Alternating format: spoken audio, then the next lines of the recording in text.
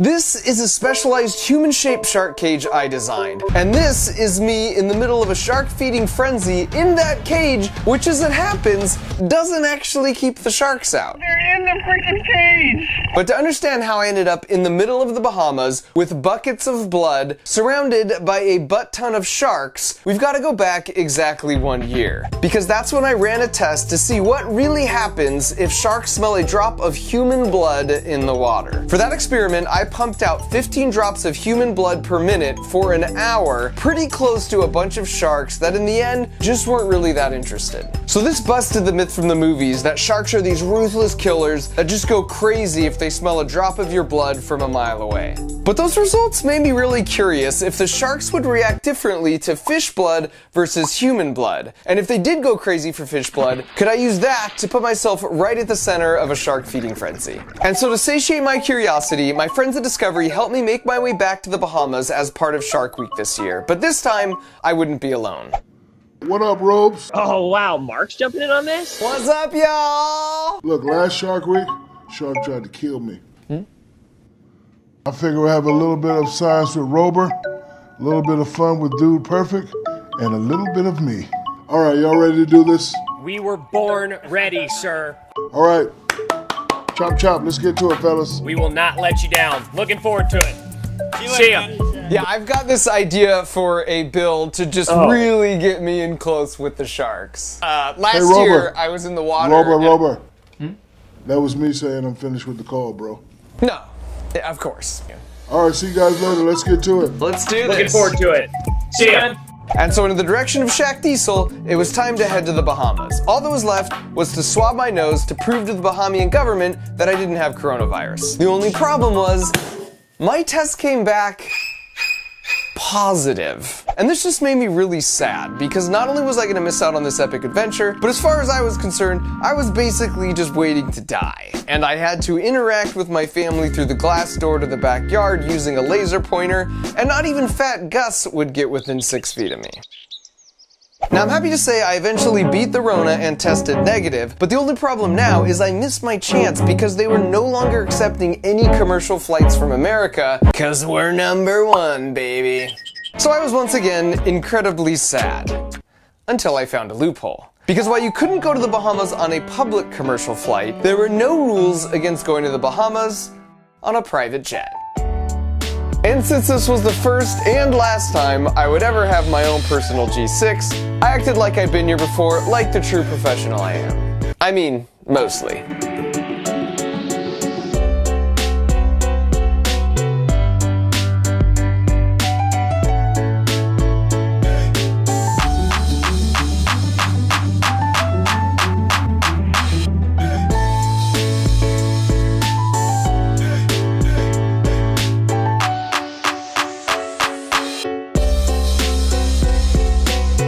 Put Elon on hold and transfer to Oprah.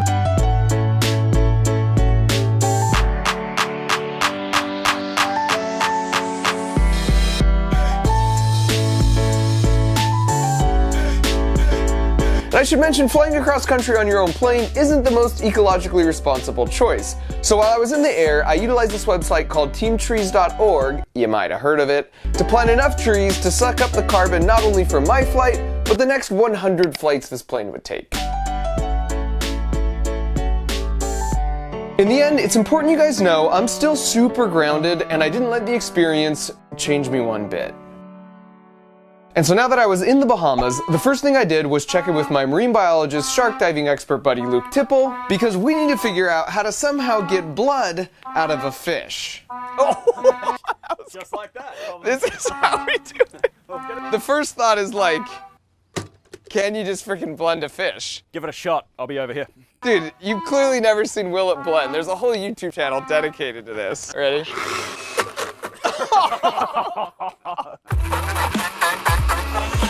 Okay, I think if we add a little bit of water, yeah. Oh yeah, oh yeah. There we go. Oh. This looks like the number 32 from Jamba Juice. We tried a variety of other techniques and eventually started hitting our stride, and the bucket started filling up.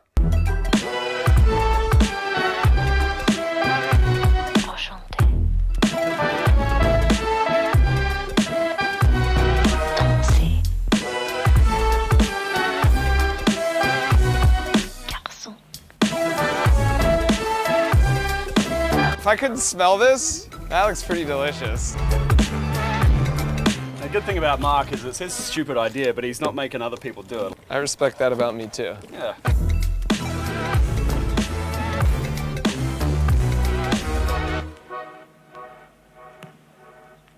I also learned this is what fish gills look like on the inside. They're like pages in a book to increase the surface area, which maximizes the oxygen they can pull out of the water. So we've taken about 20 fish, with a little bit of help from the blender, turned them into this.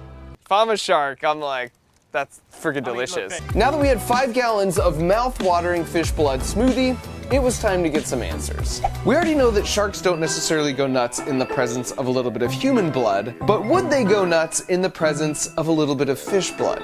And as a firm believer in the scientific method, it was time to test our hypothesis by heading out to sea.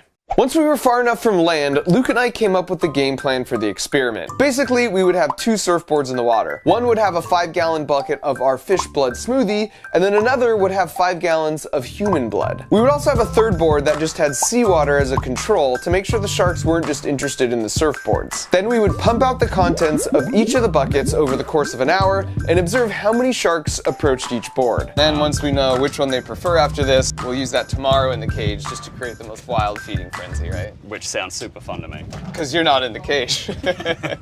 And so with the plan in place, all that was left to do was put the boards together and get them out with the sharks.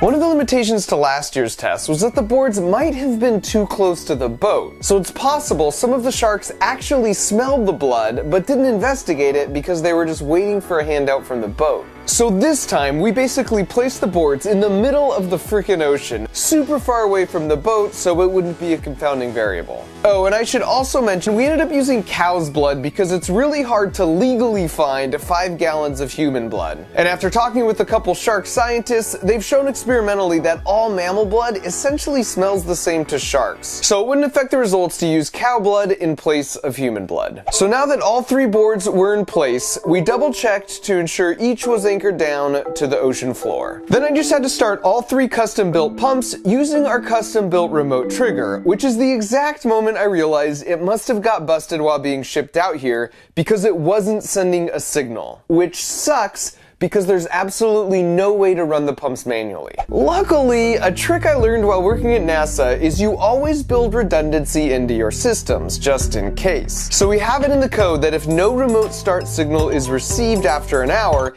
each of the pumps will just automatically start up on their own. It's just a feature we never had time to test, so we just had to firmly cross our fingers and hope for the best. I'm hopeful. We've had to overcome a lot to get here for this video. What's one more little challenge? And at exactly 1 hour, right on cue, the backup code kicked in and saved our whole experiment. With blood now officially in the water, we put the drone into the air and started our observations. And things were pretty quiet for about the first 20 minutes, but then we had our first hit on the mammal blood board. Shark? Yeah. Shark, baby! Shark? We got a Oh, shark! yeah. But pretty soon thereafter, things started heating up for the fish blood smoothie board. Oh my gosh. There's 1, 2, 3, 4, 5, 6, 7, 8, 9, 10, 11 sharks around the fish smoothie board. And then 10 minutes later, things were only more intense. Here you can see the difference in activity between the 3 boards. And while you're running an experiment and still collecting data, you really need to keep an open mind. But given what we were seeing, it was getting pretty difficult to remain objective. And so after an hour, we called the experiment and went inside to officially tally up the results using the drone footage. And it turns out, the mammal blood board was approached 8 times, the seawater control board was at 0, and the fish blood board had a whopping 134 approaches from a shark. definitely seems like this fish smoothie is where it's at, right? It's pretty obvious. Massive blob of sharks, no sharks. I think that's the go for tomorrow for maximum feeding frenzy. Now that we had a game plan for my feeding frenzy cage the next day, we headed back to shore and to our hotel to get some rest for what was to come. Oh, and fun side note, if the only way to get to a vacation destination is by private jet, it really cuts down on the crowds. We literally had this whole resort to ourselves. Well, almost to ourselves. There were like 40 cats who apparently must also fly private. We woke up bright and early the next morning feeling refreshed and headed right back out to sea, where Luke and I prepared some massive bags of fish blood smoothie for me to burst open once I went down. It just seemed like a cool idea to make a cage to get in the middle of a feeding frenzy until this moment.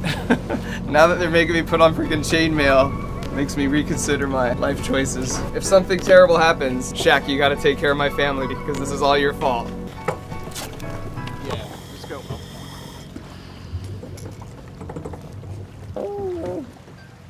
And after several months of prep, unfortunately, it was time for me to get in. It also just so happens I might have forgot to mention this part to my wife. I'm not looking under the water yet on purpose.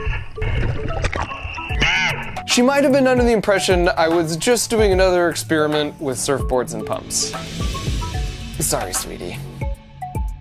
Not only was I wearing 10 pounds of steel chainmail for protection, but my vest is also filled with 20 pounds of lead weights. That means I sank pretty fast, but also that the buoyancy to weight ratios were perfect for giving me practice for walking on the moon. That's one small step for man. Because like many of you, I will definitely go to space in my lifetime. Again, just haven't mentioned that to the wife yet.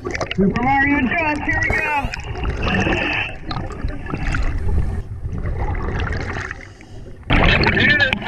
All right, you ready for the top?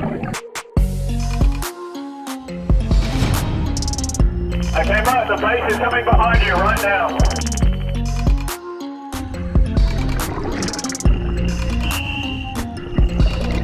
Now that I had the fish smoothie bags and everyone was back at a safe distance, I just had to pop these stupid things. Okay, there I go. Oh, this is crazy. What am I doing? Okay, the base is deployed.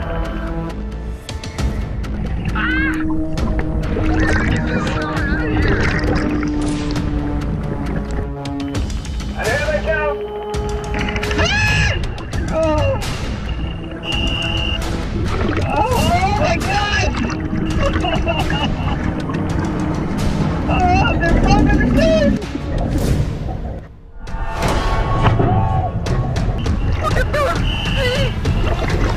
That would have been my hand if I wasn't doing the T-Rex maneuver. They want to eat me real bad. Oh, now they're literally like swimming circles around me. Oh gosh! Oh, his head was a cage! What the crap! This is certifiably insane! Oh! The sharks were literally trying to eat me through the bottom of the cage, so they left me no choice but to defend my honor. Yeah, get out of my cage! Get out of my cage! I'm gonna kill you, Shaq! Get the heck out! Hey! Oh! Yo, bro, get out of my cage, alright? They love our blended concoction. We knew all along that the most dangerous part would be when I exited the cage, because they'd still be agitated and they'd be stoked to finally have access to the soft, chewy center. Okay, the float kind of dissipated, the starts come down a little bit. Okay, we're pulling the bait away, mate. So the plan was for one of the other divers to distract them way off to the side with the bait box, and then I would get out as silently as possible so they wouldn't notice me. Dude, that is intense. Yeah, you're not so tough now, are you, sir? Okay, Mark. Go ahead, open the door.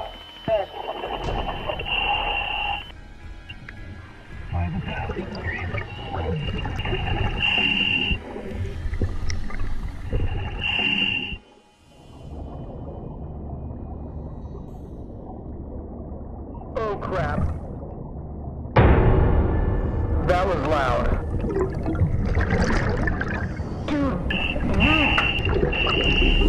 Holy crap! I've got to close this back up.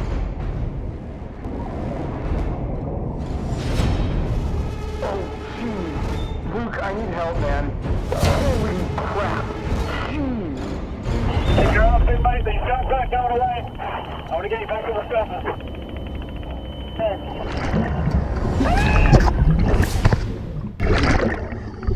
Oh my gosh. Tough side, we're on our way out. I think someone should tell Shaq he can do his own stunts from now on. I'm alive.